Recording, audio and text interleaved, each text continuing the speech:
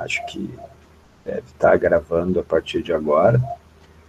E eu peço, então, autorização de vocês para que essa videoaula fique gravada e depois seja disponibilizada no YouTube ali para que vocês fiquem com esse material. Vamos começar aqui, eu vou apresentar para vocês algumas coisas para que a gente faça uma discussão em cima dos conceitos chaves desse clássico da sociologia, que é o Max Weber. Estou compartilhando uma tela aqui agora com vocês. Só um minutinho que entrou alguém aqui, vamos permitir. Estou compartilhando aqui uma tela com vocês, vocês estão enxergando, acredito, que é um material do Max Weber.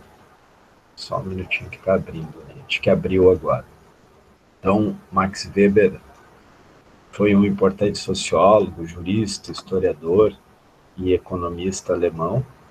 Ele é considerado um dos fundadores do estudo sociológico moderno, né?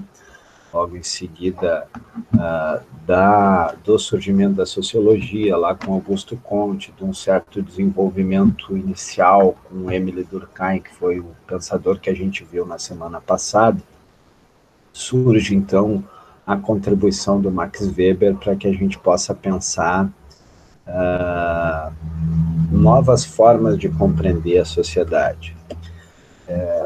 Uma das principais formulações teóricas do Max Weber é a ideia de que a sociedade só pode ser compreendida como resultado da ação social dos indivíduos. Essa ideia do Max Weber faz por assim dizer, uma inversão no olhar dos sociólogos a partir de então. O Émile Durkheim, que foi o teórico que a gente viu na semana passada, acreditava que só era possível compreender a sociedade se a gente compreendesse a forma como os indivíduos participavam de determinados acontecimentos que ele caracterizava como sendo fatos sociais. Dessa forma, o fazer do sociólogo era observar os acontecimentos sociais. O Max Weber vai nos dizer que isso não é suficiente. Eu observar a participação dos indivíduos em determinados acontecimentos não me leva a compreender o porquê que esses indivíduos estão fazendo ou estão tendo determinadas atitudes. E, portanto, esse novo método que ele se propõe a apresentar para a gente é o método compreensivo, que consiste em compreender o porquê que determinados indivíduos, em determinadas situações, realizam determinadas ações sociais, né?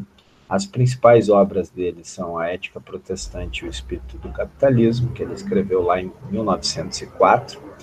Quando ele escreve essa obra, A Ética Protestante e o Espírito do Capitalismo, ele está preocupado com isso, né? Em tentar justificar de alguma forma que a compreensão de mundo, que a visão ontológica do mundo, que a forma como aqueles fiéis protestantes entendiam a sua participação no mundo levava eles a ter determinadas ações que favoreciam ou favoreceriam a formação capitalista nos países onde houve a reforma protestante.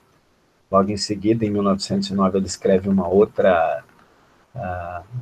outro tratado bem complexo, que é a Economia e Sociedade, que ele mostra também como que a compreensão que os indivíduos vão ter das ações sociais, do porquê que eles fazem determinadas coisas, levam os indivíduos a formar redes solidárias econômicas, e por fim, lá em 1918, mas não menos importante, ele escreve um outro tratado, que é a Política como Vocação, que ele tenta mostrar ali, de alguma forma, só um minutinho que está chegando gente aqui. Ele tenta mostrar ali, então, de alguma forma, a partir da sua compreensão de como se deve ser entendida a ação social, que o fazer político seria uma vocação e não uma profissão. Esse último texto a gente não vai chegar a abordar muito. A ideia aqui hoje é que a gente consiga, de alguma forma, compreender os conceitos chaves dele, que são a ação social e os seus tipos de dominação, e esses tipos de dominação geram, segundo Max Weber, formas de poder, que são ligadas ao tipo de dominação e à predominância ou não de determinados tipos de ação social em uma determinada sociedade.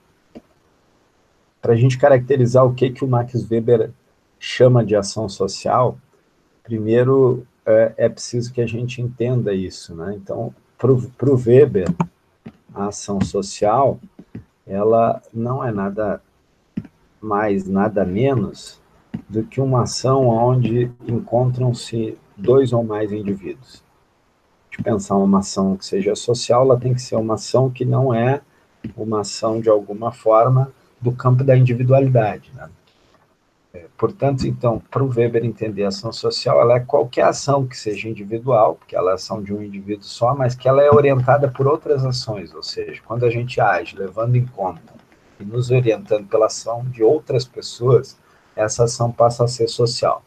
Tem dois ou mais indivíduos envolvidos nesse processo. Eu posso estar sozinho em algum lugar, tendo determinada ação, mas essa ação vai ser social na medida que eu vou decidir fazer ou não, ou como fazer determinada ação, levando em conta a orientação de outros indivíduos para tal.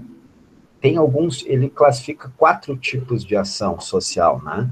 Ele diz que tem ação racional com relação a fins, a ação racional com relação a valores, a ação tradicional e a ação afetiva.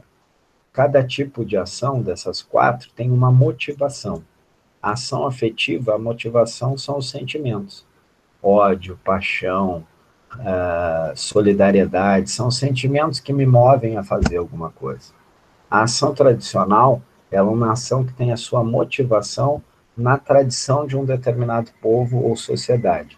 Ou seja, eu vou fazer alguma coisa porque é tradicional, faz parte da cultura da minha sociedade fazer determinada atividade ou participar de determinada ação.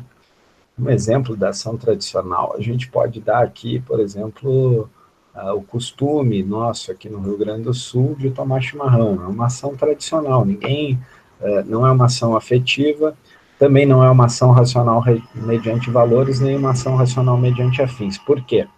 Porque esses outros 2 tipos de ação, as racionais, elas têm a ver com decisões tomadas racionalmente. A ação racional com relação a valores, eu determino fazer alguma coisa, eu passo a fazer alguma coisa porque eu acredito em algo. Eu tenho um conjunto de valores que orienta a minha ação, que dizem para mim que esse é o certo a fazer. Eu acredito num conjunto de coisas e, por isso, racionalmente decido fazer alguma coisa. Já a ação racional com relação a fins, eu vou racionalmente decidir fazer alguma coisa porque eu quero chegar num resultado pretendido.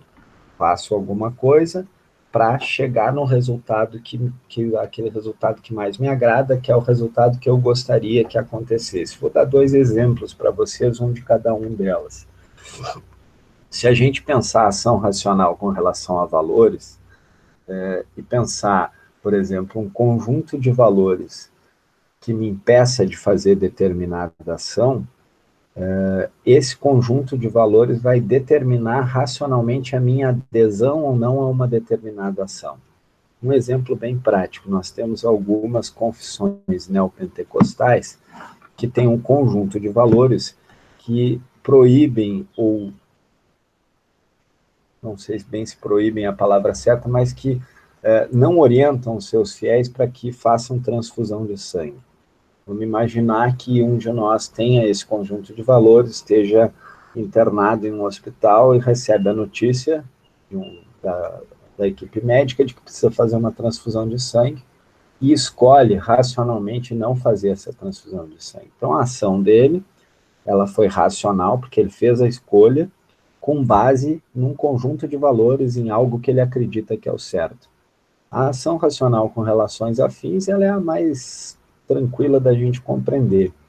Um exemplo clássico é vocês têm prova de alguma disciplina amanhã, vão reservar um tempo hoje para estudar essa disciplina porque querem aprovar na prova amanhã. Então, estão fazendo isso hoje com o objetivo de chegar em um resultado amanhã. Tá? Esses tipos aí, vamos explicar os tipos, assim, de forma mais didática, né? A ação racional com relação a fins, ela tem como base a expectativa de alcançar fins racionalmente esperados. A ação racional com relação a valores, ela é determinada pela crença em algum valor que pode ser ético, religioso, político, estético. A ação tradicional se orienta pela tradição, pode ser familiar, cultural, social. A ação afetiva se fundamenta em emoções, em afetos, referindo-se prioritariamente aos sentimentos. Um outro exemplo que a gente pode estar usando aqui da ação tradicional, que talvez esteja bem próximo de vocês, todos, é que agora, na sexta-feira, a grande maioria das pessoas tem o hábito, o costume de se alimentar de frutos do mar ao invés de carne vermelha e carne branca. É uma ação que pode ser explicada sociologicamente com base na crença tradicional, né? É a tradição, é o costume de um povo que leva as pessoas a fazerem isso. Eu vou agora passar para vocês um videozinho bem curto, produzido pelo pessoal da Sociologia Animada, que a gente está usando esse material também há algum tempo, e nesse videozinho bem curto do pessoal da Sociologia Animada tem tudo isso que a gente discutiu até agora, de alguma forma bem didática, para que vocês consigam, já que a gente não tem a interação face a face, como se a gente estivesse ali dentro do ambiente. Peço que vocês assistam o vídeo.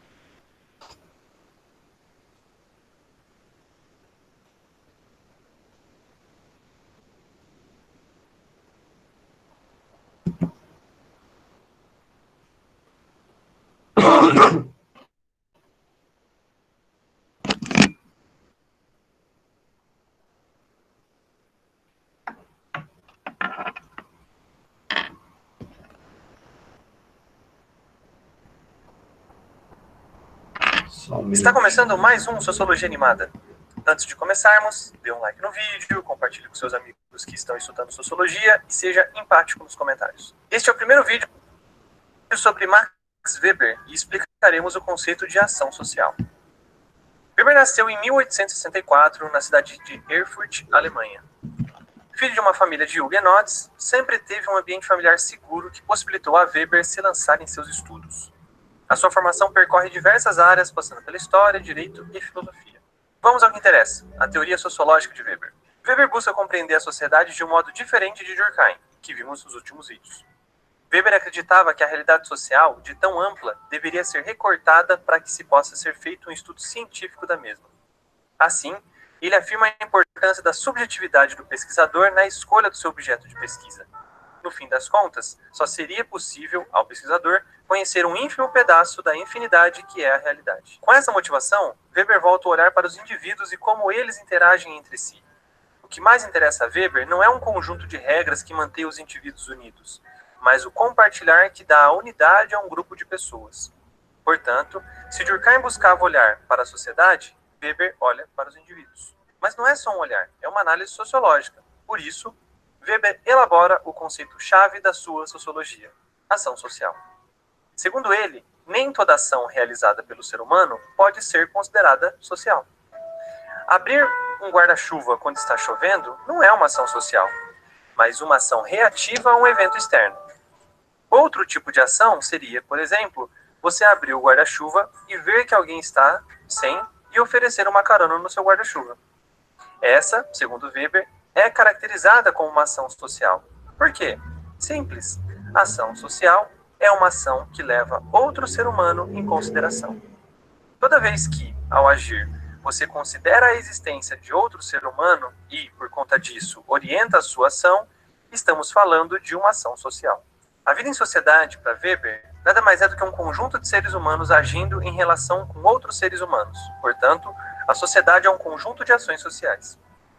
Isso facilita a compreensão e entendimento da sociedade? Não precisa ser um gênio para perceber que isso dificulta ainda mais a análise da sociedade. Agora, ao invés de estudar um fato social, segundo Weber, deveríamos observar as motivações das ações dos seres humanos. Sim, um problemão. Não só da conta de 7 bilhões de pessoas, mas de todas as variações e intenções que podem levar alguém a agir de certa forma. Seria impossível fazer sociologia assim. Portanto, Weber constrói 4 tipos ideais de motivos que levam os indivíduos a agirem. São os chamados tipos de ação social. Ação tradicional, ação afetiva, ação racional com relação a valores e ação racional com relação a fins. Vamos investigar cada um. A ação tradicional é toda ação que está baseada em algum costume, em um modo tradicional e comum de fazer algo. Dar bom dia a todos que passam na rua pode ser uma ação tradicional. Já a ação afetiva é toda ação que é orientada por alguma emoção, seja ela positiva ou negativa. Gritar de alegria quando o crush segue você de volta no Twitter pode ser uma ação afetiva.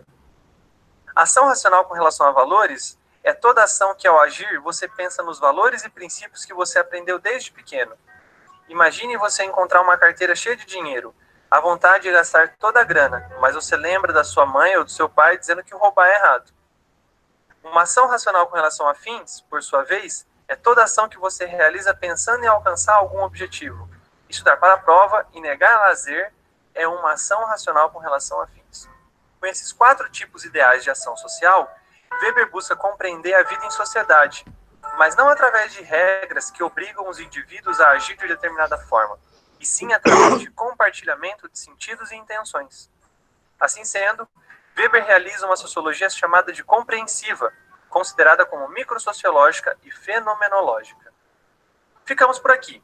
No próximo vídeo, iremos conhecer a ideia de racionalidade para Weber. Até o próximo vídeo e tchau!